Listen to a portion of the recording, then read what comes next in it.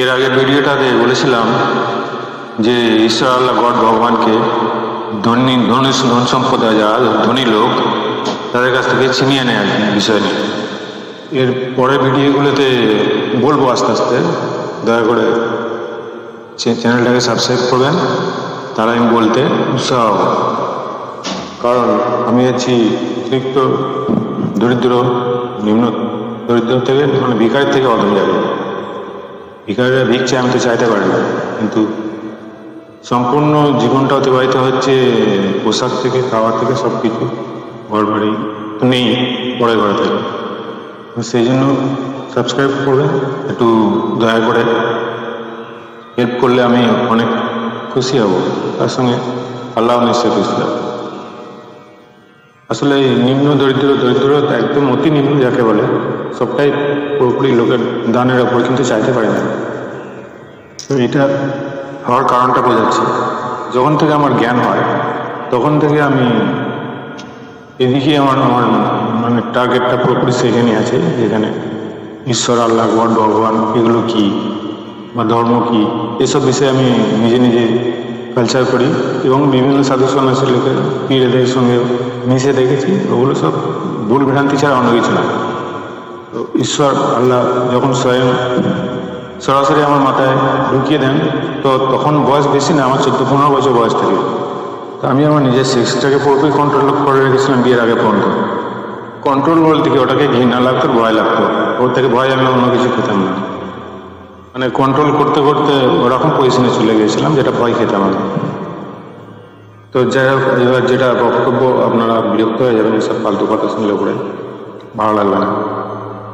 ঈশ্বর আল্লাহ ভগবান যেই হোক, সে ধনী সম্প্রদায়ের লোকেদের কাছে সে তাদেরই সাথ দেয়, কিন্তু যারা দরিদ্র গরিব, তার মধ্যে অনেক জ্ঞানী লোক আছে, বুদ্ধিমান লোক আছে, কিন্তু তাদেরকে সাথ দেয় না।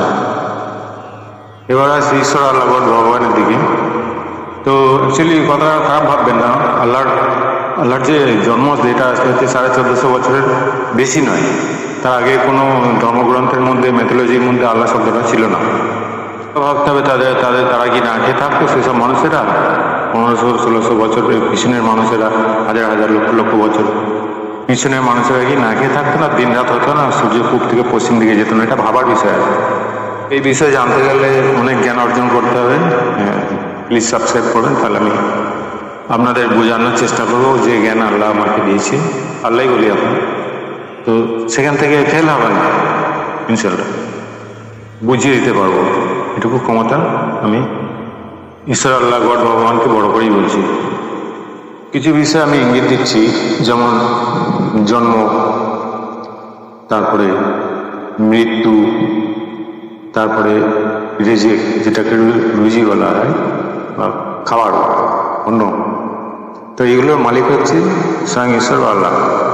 তো যাই হোক, সেটাই যদি মালিক হয়, এগুলো কোরআন দৃষ্টান্ত আমি বলছি, আপনারা শুনবেন, তাহলে বুঝতে পারবেন যে অ্যাকচুয়ালি আল্লাহ না অন্য কিছু। অন্য কিছু বলে মানে অনেক ধিৎকারের জন্য বললাম বিরক্তির সঙ্গে, এটা মাইন্ড করবেন না। আমি কোরআন থেকে বুঝিয়ে দিচ্ছি এটা কি। 16 নম্বর সূরা, না হলে 63 নম্বর আয়াত পড়বেন, পড়লে বুঝতে পারবেন কেন আমি বিরক্তির সঙ্গে এই কথাটা বললাম। শুনতে এত খারাপ লাগবে। সেখানে না হলে যেটা 63 নম্বর আয়াতে, সেখানে কি বলছে আপনারা পড়বেন। সেখানে স্বয়ং আল্লাহ বলছে, আল্লাহ আবার আল্লাহর শপথ করে বলছে। আল্লাহ বলছে আল্লাহর শপথ। আল্লাহ যদি আল্লাহর শপথ খাইছে, তাহলে কোন আল্লাহর শপথ খেয়েছিল?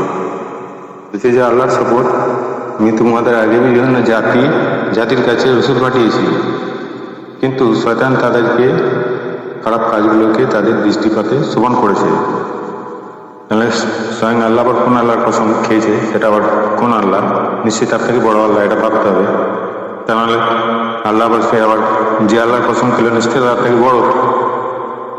আমি এই মৃত্যু ঘটনা থেকে শুরু করছি। নাহালের 69 নম্বর আয়াত বলছেন, তারপর নির্ধারিত সময় যখন তাদের মৃত্যু এসে যাবে, তখন এক মুহূর্ত বিলম্ব কিংবা ত্বরান্বিত করতে পারবে না। এছাড়াও আরো আয়াতের মধ্যেও আছে, সূরা আরাফে 34 নম্বর আয়াতে আছে, সূরা ইউনুসের 49 নম্বর আয়াতে আছে। মুনাফিকুন সূরা 19 নম্বর আয়াতেও আছে। হিজর সূরা 45 নম্বর আয়াতেও আছে। তাহলে মানুষকে যে খুন করে ফেলছে, হত্যা করে ফেলছে, মার্ডার করে ফেলছে, এগুলো কে ঘটাচ্ছে? এগুলো আগে ভেবে দেখুন ওগুলো করে, কিংবা নিজে নিজে আত্মহত্যা করছে, সেটা কে, কোন আল্লাহ ঘটাচ্ছে? এটা বোঝার বিষয় আছে। আমি ফালতু ছেলেখেলার জন্য বলছি না। একটা মুহূর্ত দেরি কিংবা তাড়াতাড়ি ত্বরান্বিত করতে পারবে না, যেহেতু বলছি, তারপর সে তো ডেথ হয়ে যেত, অলরেডি মরেই যাচ্ছে। তো সেই সময়টা কে সিলেক্ট করলো বা মৃত্যুটা কে ঘটালো? যেগুলো অপঘাতে মৃত্যু হচ্ছে বা কাউকে মার্ডার করে দিচ্ছে, মেরে দিচ্ছে, সেগুলো কোন আল্লাহ ঘটাচ্ছে? আর যেটা রিজিক যেটা জীবিকা বলছে, সেটার দায়িত্ব স্বয়ং আল্লাহ। 16 নম্বর সূরা 6 নম্বর আয়াতে বলছেন, পৃথিবীর চলমান সকল প্রাণীর জীবিকার দায়িত্ব আল্লাহ।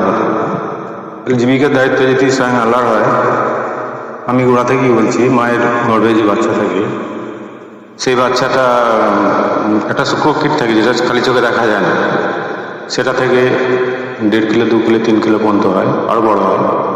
তো সেটা বড় হয়, নিশ্চয়ই খাবার খায়, নাভির দ্বারা খাবার খায়, মুখ দিয়ে খায় না যদিও। তো সেই খাবারটা কে যোগান দেয়? অক্সিজেন নেয়, ইচ্ছা পায়খানাও করে না, অক্সিজেনের প্রয়োজন হয়, কিন্তু এই কাজগুলো কে ঘটায়? সে হয়তো 9 মাস 10 দিন মায়ের গর্ভে থাকতো, যদি 1 মাস আগে সিজার করে বার করে নেওয়া হয়, তাহলেও কি 1 মাসের জন্য সে ওই খাওয়া, শ্বাস প্রশ্বাস নেওয়া বন্ধ থাকবে না পিচ্ছা পায়খানা করা বন্ধ থাকবে? এগুলো কার কারণে ঘটে? বাচ্চার না স্বয়ং ঈশ্বর বা আল্লাহ গড ভগবানের? আর সাপোজ সেই যে মায়ের গর্ভে বাচ্চা আছে, সে বাচ্চা প্রসব হওয়ার আগে যদি কেউ গলায় দড়ি দিয়ে তাকে মেরে দেয়, তো সেই বাচ্চাটাকে কি রোজি ঈশ্বর বা আল্লাহ খাইয়ে দেবে? কিংবা বাচ্চাটাকে যদি ঘরের মধ্যে চাবি দিয়ে রেখে দেওয়া হয়, কিংবা বাচ্চার মাটাকে যদি চাবি দিয়ে রেখে দেওয়া হয়, কিংবা বাচ্চাটাকে যদি ঘরের মধ্যে চাবি তালা দিয়ে রেখে দেওয়া হয়, কি আল্লাহ এসে খাইয়ে দেবে তাকে? এরকম গৃহে আবদ্ধ করে মেরে ফেলা হয়েছে বহু বাচ্চাকে, স্কুলে হোক যেখানে হোক। তো স্বয়ং ঈশ্বর আল্লাহ যদি রুজির মালিক হয়, তাহলে সে খায়নি কেন? এই সমস্ত আয়াতগুলো অনেক জায়গায় আছে সূরা হুদের, আমি যেটা 11 নম্বর সূরা 6 নম্বর আয়াতটা বললাম। এছাড়াও 31 নম্বর সূরা লোকমানের 34 নম্বর আয়াতেও আছে। সূরা ইউনুস 10 নম্বর সূরা ইউনুসের 56 নম্বর আয়াতটা পড়ে দেখবেন, তিনি বাঁচান, তিনি মারেন, এবং তার কাছে তোমাদের ফিরিয়ে নেওয়া হবে। তাহলে আমি যে জন্ম কখন কে কোথায় জন্মাবে, কখন কোথায় মানে মরবে, কখন কোথায় কি খাবে, যে খাওয়ার বিষয়গুলো আমি বললাম, মৃত্যুর বিষয়টা যদি কেউ মার্ডার করে দেয়, সেটা কে কোন আল্লাহ করলো? মার্ডার তো বহুভাবে গলায় ধরে দিয়ে মারছে, বিষ খাই মারছে, আগুন দিয়ে পুড়িয়ে মেরে দিচ্ছে, রেল লাইনে ঠেলে ফেলে দিয়ে মারছে, বিভিন্নভাবে মানুষকে মারছে, হত্যা করছে, গুলি করে মারছে, ছুরি মারছে। তো এগুলো কোন আল্লাহ করছে? যেহেতু আল্লাহ মৃত্যুর দায়িত্ব, জন্মর দায়িত্ব, মৃত্যুর দায়িত্ব, রুজির দায়িত্ব সব কিছু নিয়ে বসে আছে, তাহলে এগুলো কোন আল্লাহ? কোন জায়গায় মরবে, কিভাবে মরবে, সবটাই বলে দিয়েছে। লোকমান সূরার 31 নম্বর সূরা 34 নম্বর আয়াতে এটা বলছে কোন স্থানে মরবে। কিন্তু যেখানে মার্ডার করে দিচ্ছে, হট করে মরে যাচ্ছে, মেরে দিচ্ছে, পিস্তল দিয়ে মারছে, ছুরি দিয়ে মারছে, গাড়িতে ঠেলে দিচ্ছে, অ্যাক্সিডেন্ট করে মরে যাচ্ছে, সেটা মেরে দিচ্ছে, মানুষ মার্ডার করে দিচ্ছে, সেগুলো কোন জায়গায় কী হবে এগুলো আল্লাহ জানে। এগুলো কে ঘটাচ্ছে, কোন আল্লাহ ঘটাচ্ছে, এগুলো বিস্তারিত ভাববেন এবং আমাকে কমেন্ট করে বোঝাবেন। আর চ্যানেলটাকে লাইক দিয়ে সাবস্ক্রাইব করে শেয়ার করার চেষ্টা করবেন, তাহলে আরও কিছু যে জ্ঞানের কথা আপনাদের জ্ঞান চোখ খোলার জন্য, কোনো কিছু না, যে বন্ধ চোখটা আছে না, সেই বন্ধ চোখটা খুলে যাবেন সেটা।